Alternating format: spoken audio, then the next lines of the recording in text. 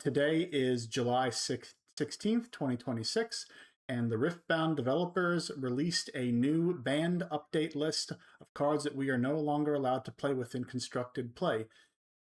Everyone was talking about this in the upcoming days. People had predictions and, things that they might want to see banned, but now it is released, now it is official. Now we know cards that are officially banned starting on the pre-Rift for Vendetta. So let's talk about them. So 3 cards were banned today, the first of which is the unit Stealthy Pursuer. Now this unit is from Origins, and what it says is it is a 4-cost, 1 purple power, 4 might unit that says when a friendly unit moves from my location, I may be moved with it. So what was the problem here?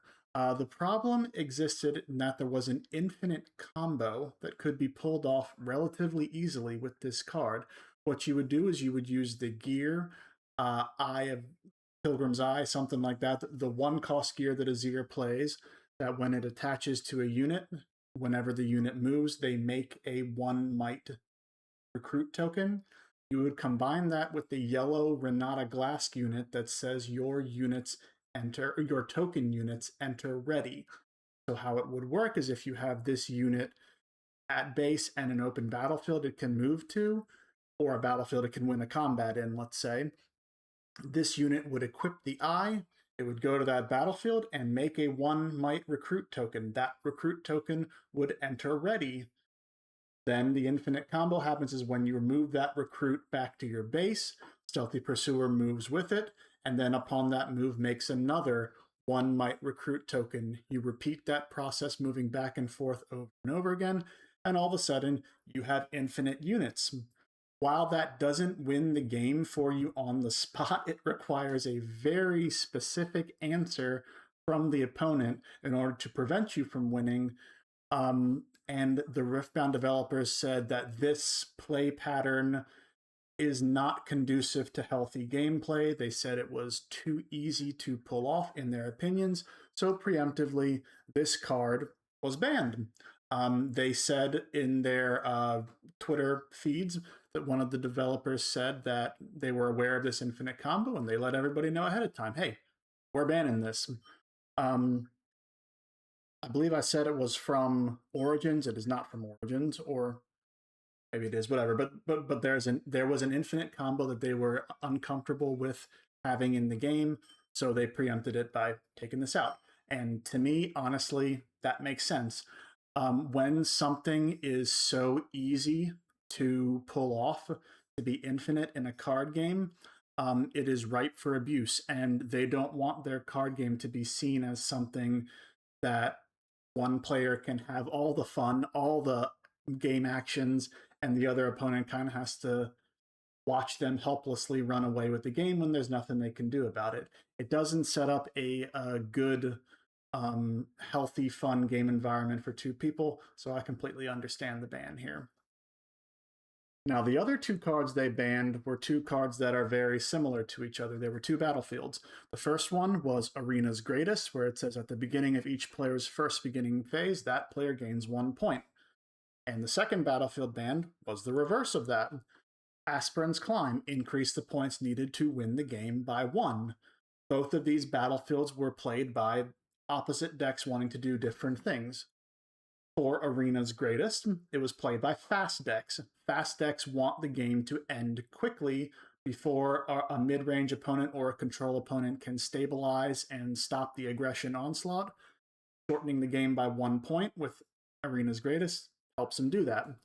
Conversely, mid-range and really control decks want to slow the game down. They want to get it to the place where they survive the opponent's first initial wave of aggro, and then they can use their card draw, their control elements to put kind of a deathlock on the board.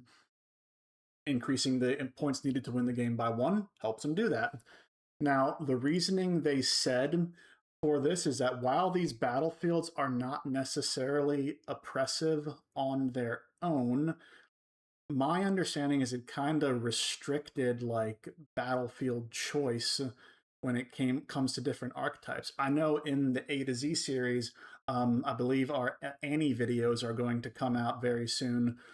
Annie is a deck that plays Arena's Greatest, and pretty much all fast decks want to play Arena's Greatest when they're guaranteed to go first. It kind of becomes like a default choice. When you are on the play, you're going to play Arena's Greatest. Conversely, when you are on the draw and you're in the control seat, you play Aspirant's Climb. I can't tell you how many times I've been practicing games, or I've been, trying to get some matches in with some decks I'm trying out, and one way or another, I play Arena's Greatest, the opponent plays Aspirant's Climb, and all of a sudden we're like, okay, so we just played two battlefields that kind of cancel each other out. We're just playing a normal game of Riftbound with blank battlefields. Okay, kind of a weird state to have. But they banned these battlefields to, I think, increase diversity of choice. Aggro decks, fast decks, you're not going to have a one size fit all answer. And conversely, the same thing with control decks. You're going to have to find battlefields that are more suited to match what your legend wants to do, battlefields you can take advantage of to where your opponent cannot utilize their abilities as well. It's going to be, it's going to shake up, I guess, the meta for those decks who kind of use these as a default answer to whether they're either playing or on the draw. While I agree, this really does shake things up with people who play these kind of decks. I think it's needed. I think the strength of Riftbound is that different legends do different things. Different battlefields can be utilized by different legends to win the game, or to increase their chances to win the game. We need to see more of those battlefields. They take time and effort to developing. Yeah. If these battlefields are the default answer, let's shake things up and get some variety. I want to mention real quick, there was one other ban, but it was restricted to 2v2 constructed, and that is a format I have absolutely no experience in. So I know Master Yi, the Proving Grounds Master Yi, was banned in 2v2. I can't really speak to the effectiveness or the necessity of a ban like that. So very, very interesting. It wasn't as big of a ban list as last time.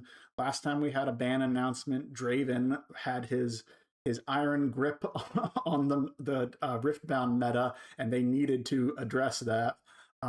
We have a good diverse meta right now. People were predicting certain cards that right now, as things stand, they're not oppressive.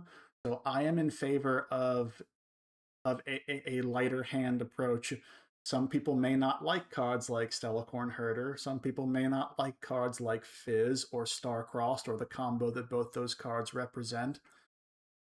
Some people may not like Dazzling Aurora, but at this point, those decks are not putting a chokehold on the competitive meta, so there's really not a need to ban them right now. Maybe that changes in the future, but as of this time, two battlefields, Aspirant's Climb, Arena's Greatest, and the one unit that enables the infinite combo Stealthy Pursuer. I'm in favor of it. I don't want people to get the decks that they've invested time learning and money getting. I don't want to see them, shuffled out before people can use them appropriately or whatever. I'm in favor of a light-handed approach to bans. So just wanted to stop in real quick, make a quick video about what I thought of the bans.